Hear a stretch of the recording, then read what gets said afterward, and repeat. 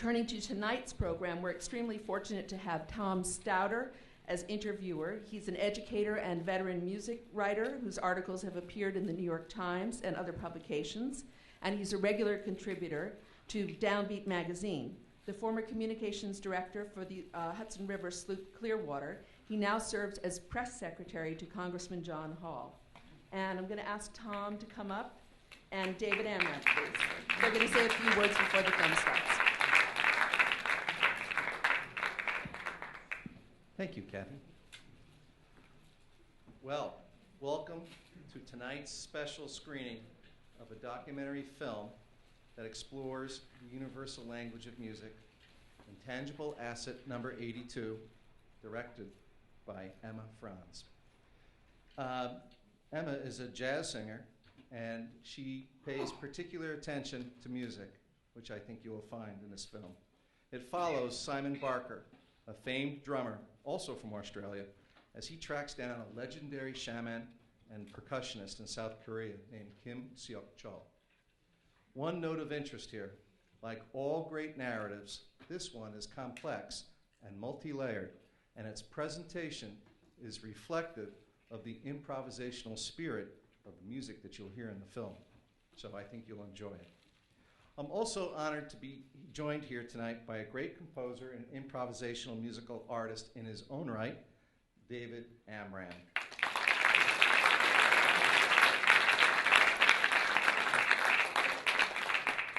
You wouldn't know it, but David is celebrating his 80th birthday this year.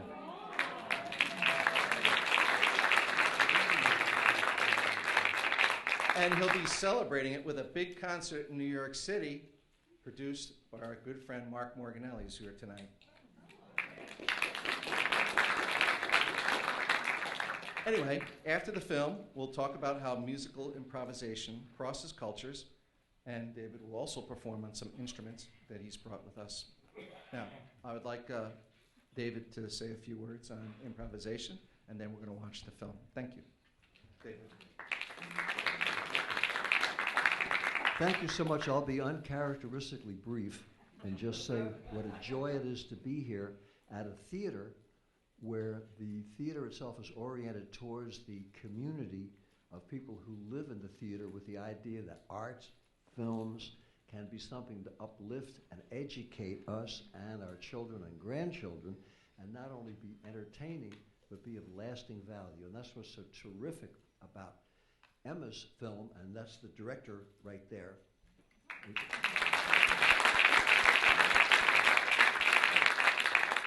And I won't spoil the film by giving you anything to think about, except that it's a wonderful example of what I received when I played with the Seneca Indian people almost 50 years ago, a bumper sticker that said, "Respect, love, and sharing the Indian way." And you'll see that the protagonist in the film, who's an incredibly good musician, instead of barging in, ripping over the real estate, flashing his credit cards, and being Mr. Imperialist Monster, actually had the good manners and the spirituality and the humility to go into a world he knew nothing about and to be there respectfully. And as a result, what was shown to him, in addition to what he created from that, was extraordinary. So it's a kind of a wonderful blow for mental health to see a film that actually shows what can be done when people conduct themselves properly, not just in music, but in anything and everything. And it's a real joy to be here, and I know that you're going to enjoy the film. Thank you.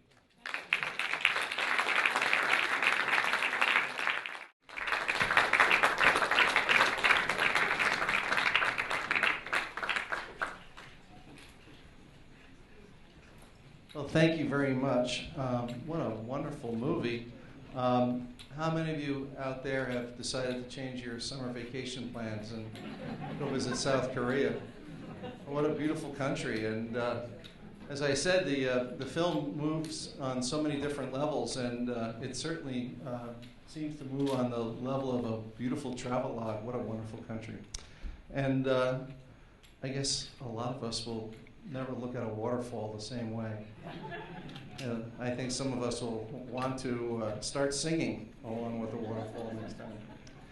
Anyway, like I said before, we're pleased to have David Amram here with us tonight. And a few words for some of you who may not know much about David. He's a pioneer of the French horn and jazz. He's also a virtuoso on piano, numerous flutes and whistles, of course percussion, and dozens of other folkloric instruments. He's collaborated with many famous musicians, some of the greatest improvisers of all time, in fact, including Dizzy Gillespie, Thelonious Monk, and Charles Mingus. Back when the beat writers first read their words to music, David usually was the accompanying musician. One of his most recent works, Giants of the Night, is a flute concerto dedicated to the memory of Charlie Parker, Jack Kerouac, and Dizzy. Many filmgoers know him also as the composer of the amazing soundtrack to The Manchurian Candidate and the documentary film Pull My Daisy. He's been awarded so many honorary doctorates, it's hard to count. And of course, he was the composer in residence at the 2008 Democratic National Convention in Denver.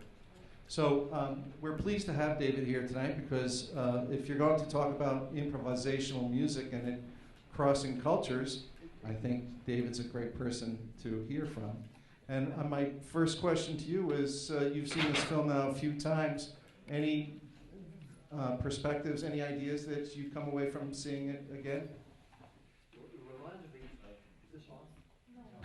I'm from the acoustic era. Thank you. It reminded me of when, 1955, I was blessed to play with Charles Mingus. And I met Thelonious Monk, and he took me under his wing, and I went to his house, and he said, this was in 1955 in the fall, that someday people around the world would take the music that he and Dizzy and Kenny Clark and Charlie Parker and others had created from the roots musics that they came up with, not only jazz, but all those musics that went into the jazz, and create their own form of music, not just to copy what they did, but to create their own music in their own culture.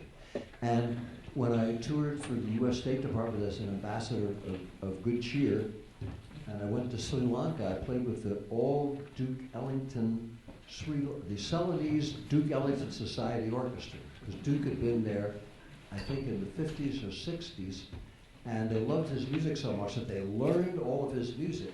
Conversely, Duke brought some of those instruments back to the U.S. with him. Every place he went, he left something, and he took something. With Dizzy Gillespie befriended me in 1951 when I was a 20-year-old hayseed living in Washington, D.C. He and his quintet came and crashed in my little basement apartment. He spent the whole night telling me about Pan-African music. I had no idea what he was talking about, but I was listening.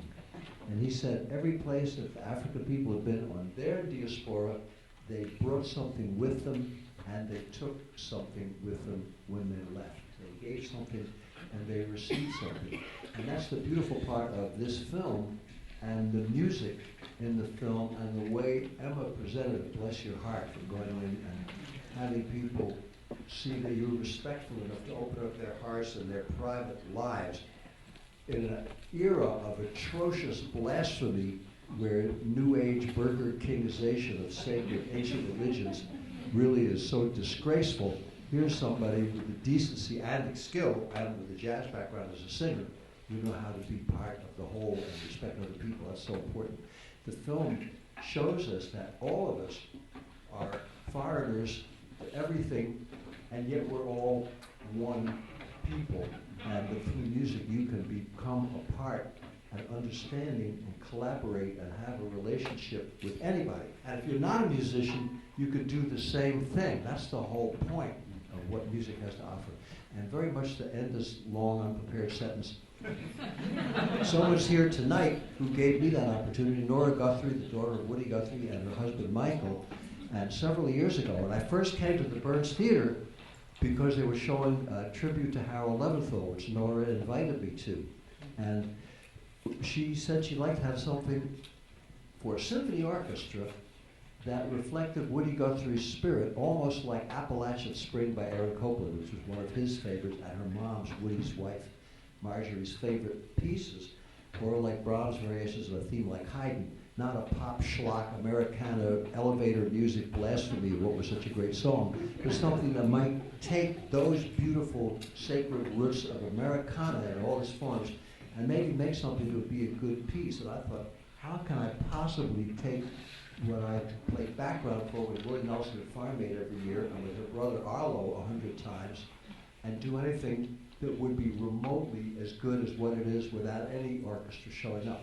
So she gave me the key, and I was thinking that when I saw the movie, of trying to take Woody's life in all the places that he was in Okima, Oklahoma, where I went, and I still go every summer now, to Pampa, Texas, the place where the Dust Bowls were, and then coming to New York City the last 14 years, and walking around all the neighborhoods and stopping at each place where they had different cultural expressions, and absorbing himself in that because he loved and was interested in the beauty that surrounds him. And I ended up writing a piece called Symphonic Variations of a song by Woody Guthrie, and they're going to play it with Mark Morganelli's November 11th, end of my teenage years, my 80th birthday.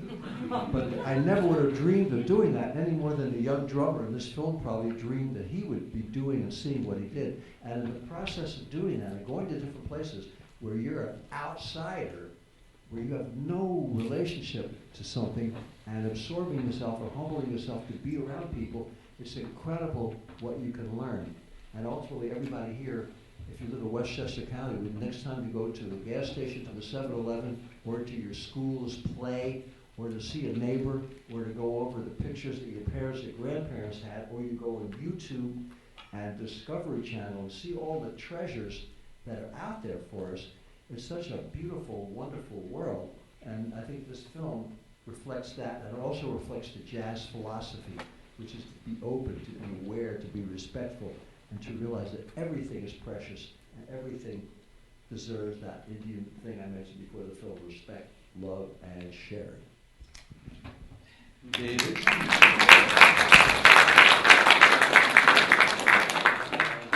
The other day when we were talking, you said to me, and I wrote this down, you said, improvisation takes you into the unknown.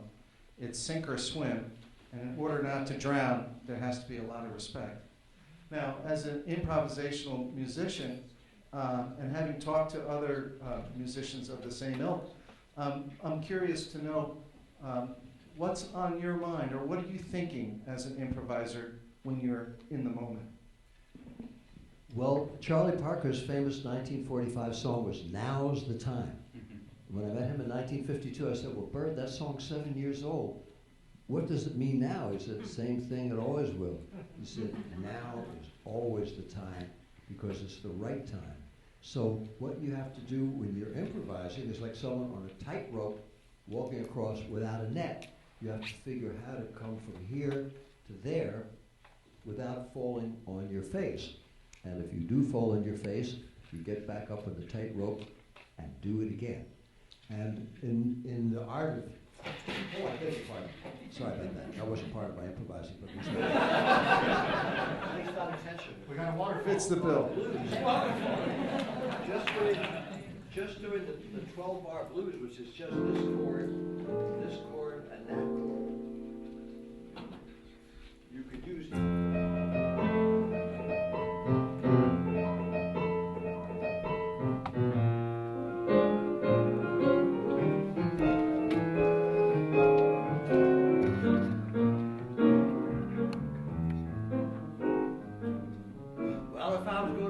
example of improvising, I guess I'd be surmising that I have to do something for all of you before the evening at the Burns Theater is through. So that's what I'm going to try to do. Where we saw a film about South Korea and a drummer from Australia who went there. Unfortunately, the director Emma's here with her beautiful film for all of us that we can share. So all those new age hucksters, beware. Because the message is out, the perspective is what it's about. Filmmaking is an art just as well. Just like jazz or improvising, it's a way of having a story and something to tell. And something to share. as well as something to sell. Well, since Shakespeare said that brevity is the soul of wit, I guess this demonstration of improvising is in.